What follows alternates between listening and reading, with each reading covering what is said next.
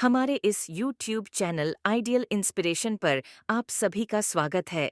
आज की इस कहानी का नाम है पंचतंत्र की कथा, सबसे बड़ा रोग, क्या कहेंगे लोग? तो आइए इस कहानी को बिना किसी देरी के शुरू करते हैं। एक आदमी अपनी पत्नी के साथ अपने गधे को लेकर कहीं जा रहा था।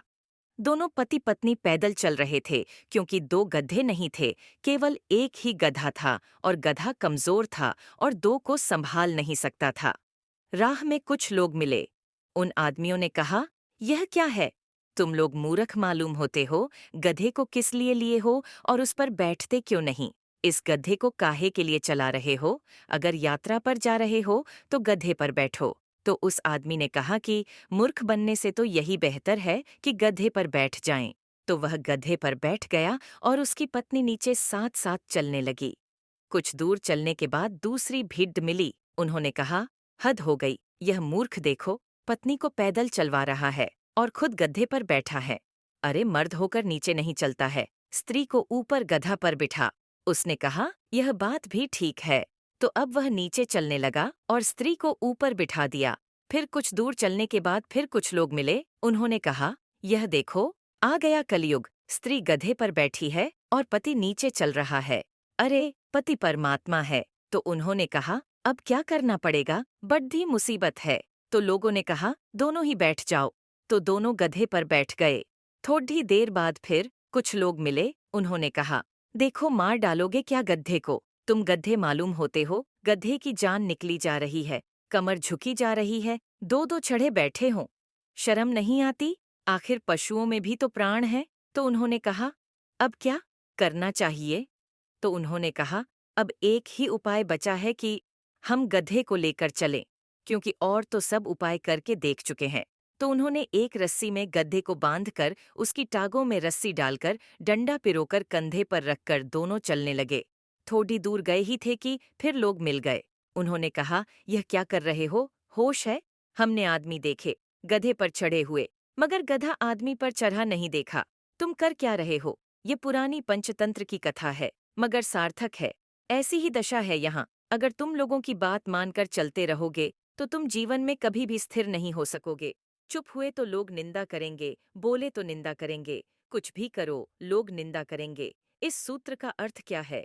इस सूत्र का अर्थ है कि निंदा का रस जिसको लेना है वह कारण खोज लेगा। इसलिए तुम निंदा करने वालों की चिंता मत करना। इसलिए बुद्ध कहते हैं, मूर्ख क्या कहते हैं, इस पर ध्यान देने की जरूरत भी नहीं है। मूर्ख तो मूर्खता की बातें कहते रहेंगे। तुम तो वही करना जो तुम्हारी बुद्धि तुम्हें करने को कहे।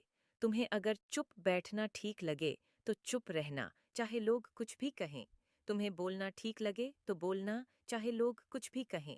तुम्हें अल्प भाषण ठीक लगे तो अल्प भाषण करना, और अगर तुम्हें बातों की धारा बहानी हो तो धारा बहाना। तुम लोगों की चिंता मत करना कि लोग क्या कहते हैं। तुम अपने जीवन के स्वयं मालिक हो। तुम्हें अपने जीवन को अपने ढंग से जीना चाहिए। तुम हो, और तुम इसकी फिक्र मत करना कि लोगों का विचार क्या है। अगर तुमने लोगों की फिक्र की तो तुम्हें वे पागल बनाकर छोड़ देंगे।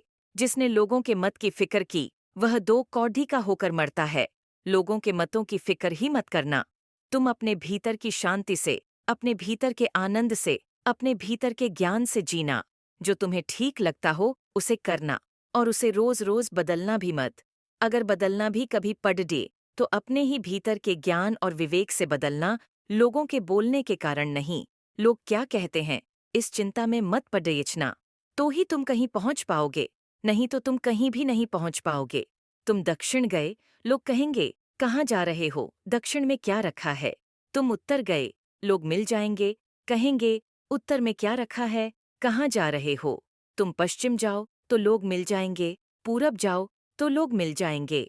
सब दिशाओं में लोग हैं, और सब दिशाओं के पक्षपाती, और सब दिशाओं के खिलाफ कोई न कोई मिल जाएगा जो तुम्हें कुछ भी नहीं करने देंगे।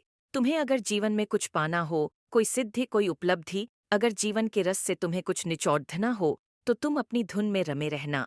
एक बात इस सूत्र से निकलती है, और दूसरी बात कि दूसरे क्या कर रहे हैं इसका तुम निर्णय मत करना। तुम इस चिंता में मत पड़ना कि वे ठीक कर रहे हैं कि गलत कर रहे हैं। कौन जाने, वे जाने, उनका जाने। न तो तुम दूसरों को अपने कामों में बाधा डालने देना, और न ही दूसरों के काम में बाधा डालना। दुनिया काफी सुंदर हो सकती है अगर लोग एक दूसरे के कामों में बाधा न दें, अपना मत न दें, निर्णय न दें। प्रत्येक व्यक्ति को स्वयं का मालिक होने का अधिकार है और प्रत्येक व्यक्ति को अपनी जीवन दिशा खोजने का जन्मसिद्ध अधिकार है। तुम इन बातों का स्मरण रखना है कि कोई दूसरा तुम्हें टोके, तुम क्या कर रहे हो, कैसा कर रहे हो, तुम्हें ऐसा नहीं करना चाहिए, तो तुम्हें उस पर ध्यान न देते हुए अपने मकसद की ओर आगे बढ़ते रहना है। और साथ ही साथ दूसरे को भी अपने ढंग से जीने दो, उसे परमात्मा को अपने ढंग से खोजने दो। और न तुम किसी को अपना मालिक बनाना, कोई तुम्हारा मालिक नहीं है। इस परम स्वतंत्रता में जो जीता है, वही एक दिन अपने भीतर के दिए को खोज पाता है, जला पाता है। उसी को बुद्ध ने कहा है, अपने दिए स्वयं बनो और अपनी सफलता के मार्ग खुद तैयार करो। वीडियो में अंत तक बने रहने के लिए आप सभी का धन्यवाद। तो दोस्तों, यह कहानी आपको कैसी लगी? नीचे कमेंट करके जरूर बताएं और ऐसे ही रोचक कहानियों के लिए हमारे इस चैनल को सब्सक्राइब जरूर करें और साथ ही बेल आइकॉन को भी दबा दें।